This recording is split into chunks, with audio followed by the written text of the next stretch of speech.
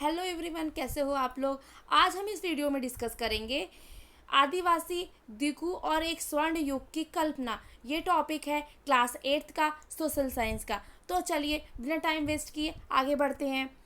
आदिवासी 1895 में बिरसा नाम का एक आदमी को बिहार में छोटा नागपुर के जंगलों और गांवों में घूमते देखा गया। कब? 1895 में। किस नाम का? बिरसा नाम का एक आदमी को बिहार में एक छोटा नागपुर का जंगल है, मतलब जंगल का नाम है, और वहाँ और गाँवों में घूमते देखा गया।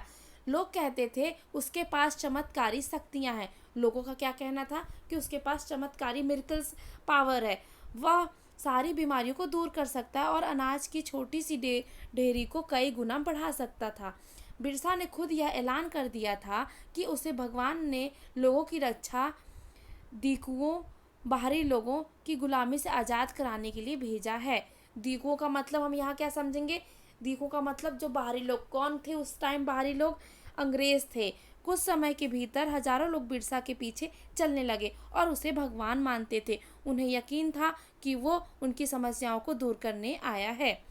अब इस पूरे पैराग्राफ में क्या समझ में आया कि 1895 में बिरसा नाम का एक आदमी बिहार में छोटा नागपुर के जंगलों में घूमता देखा गया और उसके पास कुछ चमत्कारी शक्तियाँ थी, और वो उन्हें लोगों को ऐसा लगता था कि वो भगवान ने उसे रक्षा के लिए भेजा है और बाहरी लोगों की गुलामी से आज़ाद कराने के लिए भेजा है।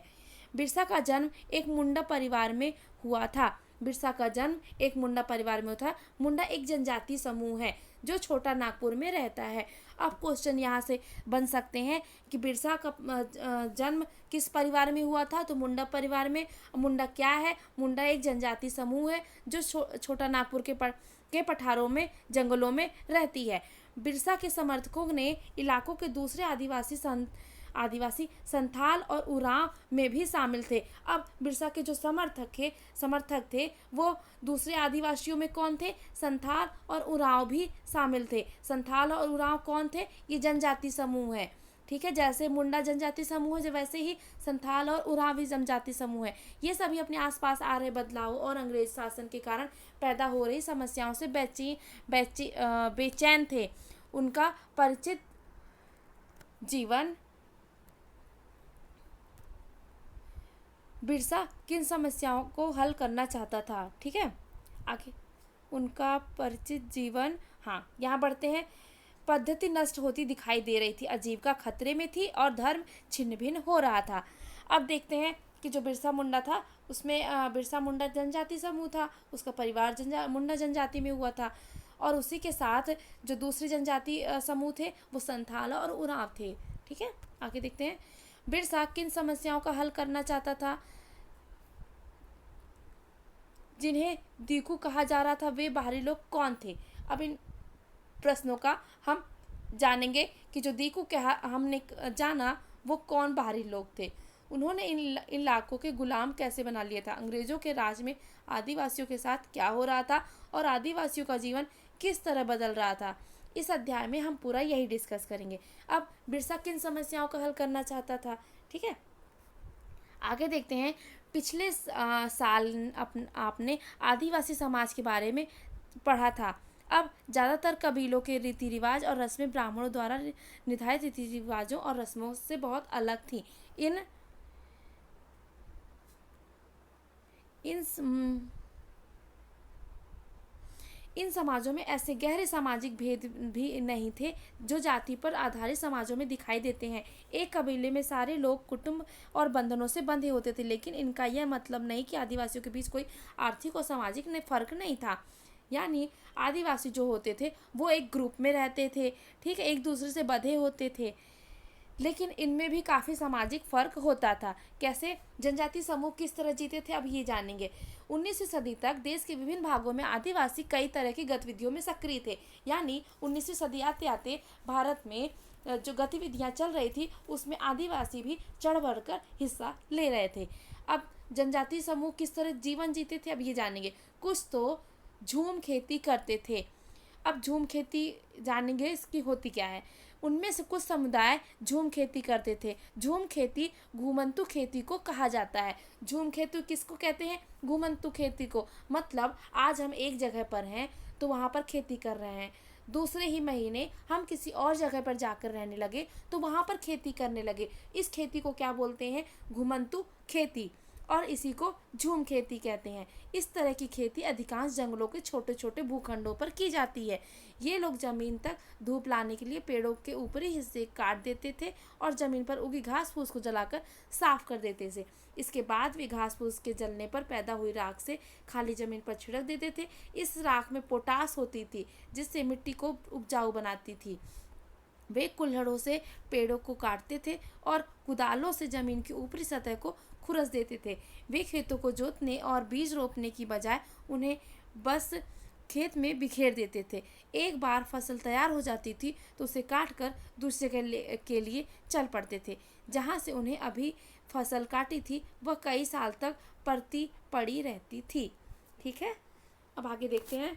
यानी इस पूरे प्रोसेस पैराग्राफ में क्या समझ लेंगे कि झूम खेती क्या होती है। झूम खेती घुमंतु खेती होती है, यानी एक जगह पर खेती करने के बाद हम दूसरी जगह पर खेती करने लगे। ठीक है, और ये जो सूरज की रोशनी आती थी तो कुछ पेड़ बड़े बड़े पेड़ होते थे तो जो रोशनी ज़मीन तक नहीं पहुंच पाती थी उसको पहुंचाने के लिए पेड़ के ऊपरी हिस्से को काट दिया करते थे। आगे देखते हैं। घुमंतु किसान मुख्य रूप से पूर्वोत्तर और मध्य भारत के पर्वतीय व जंगली पट्टियों में ही रहते थे। यानी जो घुमंतु किसान थे, जो झूम के खेती करने वाले किसान थे, वो किस भाग में रहते थे? भारत के पूर्वोत्तर और मध्य भारत के पर्वतीय जंगली पट्टियों में, यानी पूर्वोत्तर यानी ईस्ट साइड और मिडिल में रहते थे। ठीक है, इन आदिवासी समुदायों की जिंदगी जंगलों में बेरोक टोक आवाजाही और फसल उगाने के लिए जमीन और जंगलों के इस्तेमाल करने पर आधारित थी। अब ये जो जनजातियां थी वो जंगलों में बेरोक टोक मतलब बिना किसी परमिशन के आ जा सकते थे, कहीं भी फसल उगा सकते थे। ठीक है, वे केवल इसी तरीके से घुमंतु खेती कर सकते थे। अब वो इनका तरीका ही यही था कि वो घूम घूम कर खेती करते हैं तो वो बिना रोक टोक के कहीं भी जाकर खेती कर सकते थे। कुछ तो शिकारी और संग्राहक थे, यानी कुछ आदिवासी शिकार करते थे, उसको इकट्ठा करते थे। बहुत सारे इलाकों में आदिवासी समूह पशुओं का शिकार करके व अन्य उत्पादों को इकट्ठा करके अपना काम चलाते थे। वे जंगलों को अपनी जिंदगी के लिए बहुत ज़रूरी मानते थे। उड़ीसा के जंगलों में रहने वाला गोंड समुदाय इसी तरह एक समुदाय था। इस समुदाय के लोग टोलियां बनाकर शिकार पर निकलते थे। जो हाथ लगता था उसे आपस में बांट लेते थे। वे जंगलों से मिले फल और जड़ खाते थे। खाना पकाने के लिए साल और महुआ के बीजों का तेल इस्तेमाल करते थे। इलाज के लिए वे बहुत सारी जंगली जड़ी बूटियों का इस्तेमाल करते थे और जंगल से इकट्ठा हुई चीज़ों को स्थानीय बाज़ारों में बेच देते थे। जब भी स्थानीय बुनकरों और चमड़ा कारीगरों को कपड़े व चमड़े के लिए रंगाई कुसुम और पलाश चाहिए होता था तो वो उनको प्राप्त कराते थे, दिलाते थे। तो जो शिकारी और संग्राहक आदिवासी होते थे वो क्या करते थे? उड़ीसा के जंगलों में जो गोंड समुदाय रहता था वो इसी प्रकार का समुदाय था जो शिकार का संग्रह करता था। वो जब शिकार पर निकलते थे तो जो हाथ लगता था उसको ही शिकार करते थे और आपस में बांट लेते थे। और खाना पकाने के लिए ये लोग साल और महुआ के बीजों के तेल का इस्तेमाल करते थे। तो क्वेश्चन आपसे पूछ सकता है कि जो उड़ीसा के जंगलों में रहने वाले आदिवासी समूह खाना पकाने के लिए किस तेल का उपयोग करते थे। ठीक है, तो आप बताएंगे साल और महुआ के बीजों के तेल का। ठीक है, ये लोग अब जो ये लोग जंगल में घूमते रहते थे तो इनके पास काफ़ी जड़ी बूटियाँ भी होती थी जिनको ये इकट्ठा करके बाज़ारों में बेचा करते थे। नेक्स्ट, पलाश के फूलों की ज़रूरत होती थी तो वे गोंड समुदाय के लोग से ही कहते थे। यानी अगर किसी भी बाज़ार में किसी को भी पलाश रंगाई और बुनकरों को रंगने के लिए या फिर कुछ भी बनाने के लिए पलाश के फूल चाहिए होते थे तो वो गोंड समुदाय के लोग को ही कहते थे। क्योंकि वो तो जंगलों में शिकार के लिए जाते रहते थे। इन समुदायों को चावल और अनाज कहाँ से मिलते थे? कई बार तो चीज़ों की अदला बदली से भी काम चला लेते थे। वे अपनी कीमत व वन उत्पाद के बदले ज़रूरत की चीज़ें लेते थे। कई बार उन्हें ज़रूरत की चीज़ें खरीदने के लिए अपनी मुट्ठी भर आमदनी का सहारा लेना पड़ता था। उनमें से कई लोग आसपास के गाँव में नौकरी भी करते थे। कोई बोझा ढोता था तो कोई सड़क निर्माण कार्यों में नौकरी करता था। कई आदिवासी खेत मजदूर थे। जब वन उत्पादन कम पड़ जाते थे तो आदिवासी को मजदूरी के लिए ज़्यादा भटकना पड़ता था। लेकिन उनमें से बहुत सारे समुदाय जैसे मध्य भारत के बैगा औरों के लिए काम करने से कतराते थे। बैगा खुद को जंगल की संतान मानते थे जो केवल जंगल की उपज पर ही जिंदा रह सकते थे। मजदूरी करना बैगाओं के लिए अपमान की बात थी।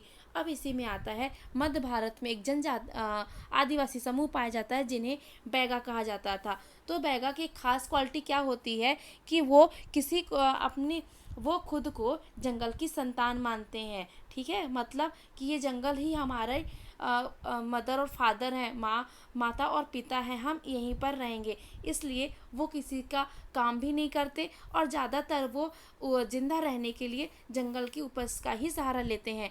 और अगर ये किसी मजदूरी कर रहे हैं तो वो उनके लिए अपमान की बात होती है। ठीक है। अब कुछ जानवर पालते थे। अब कुछ आदिवासी समूह सबसे पहले झूम खेती करते थे और कुछ शिकार करते थे। अब कुछ जानवर पालते थे। तो इसमें क्या करते थे?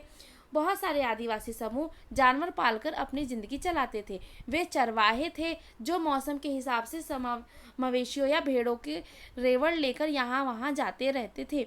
एक जगह घास खत्म हो जाती थी तो वो दूसरे इलाके में जाते थे। पंजाब के पहाड़ों में रहने वाले वन, गुर्जर और आंध्र प्रदेश के लबड़िया आदि समुदाय गाय भैंसों के झुंड पालते थे। कुल्लू के गद्दी समुदाय के लोग गरेड़िए थे और कश्मीर के बकरवाल बकरियां पालते थे। आगे तो अब देखेंगे जानवर पालने वाले समुदायों में, आदिवासी समुदायों में कौन कौन था। पंजाब के पहाड़ों में रहने वाले गुर्जर, आंध्र प्रदेश में रहने वाले समुदाय लबड़िया, और कुल्लू के यानी कुल्लू घाटी। ठीक है, आपको पता होगा कुल्लू घाटी ये ऊपर साइड उत्तर के भारत के उत्तर साइड मिलता है। तो यहाँ पे कौन से समुदाय लोग रहती थी? गद्दी। जो लोग गद्दी समुदाय के लोग होते थे वो गरेड़िए थे। ठीक है। कश्मीर में यानी जम्मू कश्मीर में बकरवाल जो होते थे वो बकरी पालते थे। ठीक है, समझ में आया कि जानवर लोग पाल के कैसे ज़िंदगी अपनी चलाते थे। कि वे चरवाहे होते थे, मौसम के हिसाब से मवेशियों यानी जानवरों को लेकर निकलते थे, यहाँ से वहाँ घूमते रहते थे और जब एक जगह की घास खत्म हो जाती थी तो दूसरी जगह उन मवेशियों को घास खिलाने के लिए ले जाते थे। ठीक, आई होप आपको ये क्लियर हुआ होगा कि इसमें जो आदिवासी समूह हैं वो कैसे सरवाइव करते थे और बिरसा मुंडा के बारे में आप जाने होंगे। Thank you.